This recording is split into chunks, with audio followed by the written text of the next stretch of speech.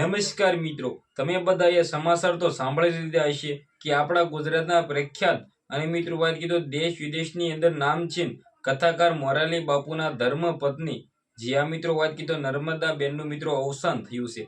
હવે ગુજરાતની અંદર તમને બધા લોકોને ઓલરેડી ખબર છે, મહુવા તાલુકાનું નહીં, ભાવનગર જિલ્લાનું નહીં, આખા ગુજરાતનું નહીં, આખા ભારતનું ગૌરવ છે।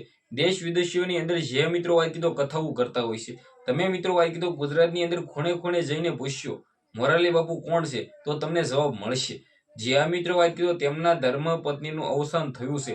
હવે સૌથી પહેલા તો કમેન્ટની અંદર ઓમ શાંતિ બિલકુલ લખવાનું ભૂલતા નહીં, કારણ કે મિત્રો વાત કીધો તેમના દિવ્ય આત્માને શાંતિ મળી જાય। હવે ગુજરાતની અંદર મોરારી બાપુ છે મિત્રો વાત કીધો સારું એવું નામ છે અને મહુવા તાલુકામાંથી આવે છે। અને મિત્રો વાત કીધો તમને લોકોને ખબર ના હોય તો કહી દઉં, તેમનું ગામ એવું તલ ગાજરડાની અંદર મિત્રો વાત કીધો ગઈકાલે તેમના જ પત્નીનું અવસાન થયું અને મિત્રો વાત કીધો સમાધિ આપવામાં આવી છે।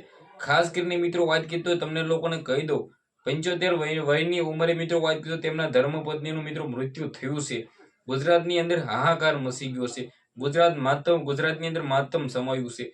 મોરારી બાપુના ધર્મપત્ની મિત્રો વાત કીધો તેમનું જ ભાઈ નિધન થયું હોય ત્યારે ગુજરાતના મોટા મોટા કલાકારો પણ દુઃખી છે અને દુઃખ વ્યક્ત કર્યું અને સ્ટોરી ચડાવી છે ઇન્સ્ટાગ્રામની અંદર કે પછી મિત્રો માયાભાઈ હોય કે પછી મિત્રો ગુજરાતના મોટા મોટા કલાકારો હોય।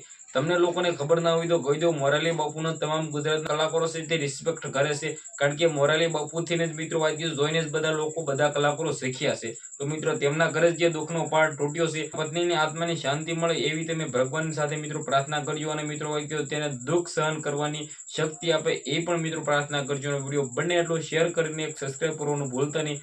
આજના વિડીયોમાં આટલી જ માહિતી, આપણે એક નવો વિડીયો મળીએ।